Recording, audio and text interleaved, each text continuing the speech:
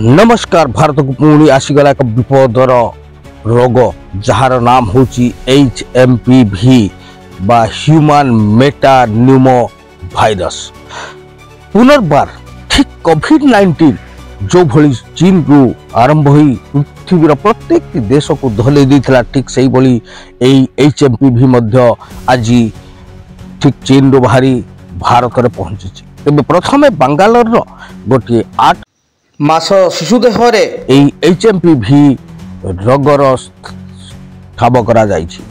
तेबे ताहा गोटे प्राइवेट हॉस्पिटल रु ठाब करा जायछि एवं एहा कोनोसी सरकार द्वारा बा हेल्थ मिनिस्ट्री द्वारा स्वीकार करा जाय नहीं। तेबे एथिरे आपण व्यस्त हबार किछि नहीं। अवश्य एहा ठीक कोरोना भाइरस भली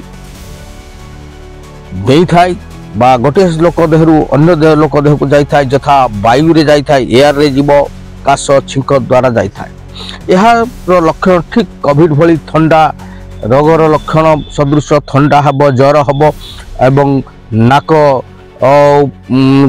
टुंटिबा बा नाक गरगर करिबा, तंती गरगर करिबा, ये प्रथमे आक्रमण करथाय नाक एवं गला रे, तापर शेषरे से फुसफुस को जाई निमोनिया तैयारी करथाय। तेबे एही रोगटी साधारणतः बालुत अर्थात 5 वर्ष तल सान शिशु मान को होता है एवं बार्धक्य लोक मान को बेसी प्रभाव करता है, सहित श्वास रोगी मान को अधिक प्रभावित करता है।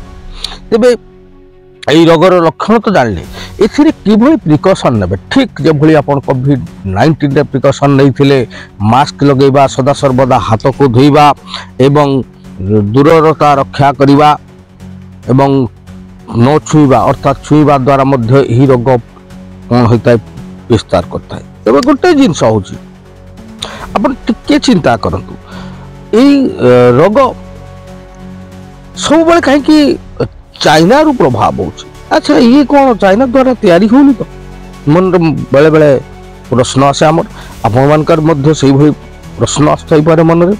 तबे जाहाउ समस्ते कौनसी छानिया हवा दरकार नहीं, जेहेतु बर्तमान सुधा कौन सी सरकारी रिपोर्ट जना जाए नहीं। तेरे प्रत्येक टीवी प्रत्येक खबर कागज चारिआडे यह प्रसारित होची, तेणु यापाई विशेष किसी सते क्षति नुहे, केवल छोट पिला एवं वयस्क लोक मान टिके अधिक प्रभाव पड़ी पारे एवं निजकू आमे यदि ठीक भाव में चलई नेबा एवं ठीक जे भली कोविड बेले आमे किसी दूरता रक्षा करूँ, हाथ सबदा सर्वदा धोउलु, मुहरे हाथ मारुनुलु, यही भली प्रिकॉशन नवा, तेबे यार प्रभाव पड़बनी। ये तो साधारणतः आपनकर ठीक शीत पर बसंत आरंभ होता है, तेणु ये हूँ प्रकृत समय जो समय कि वृद्धि पाई थाए। तेबे वर्तमान चीन अवस्था अति शोचनीय।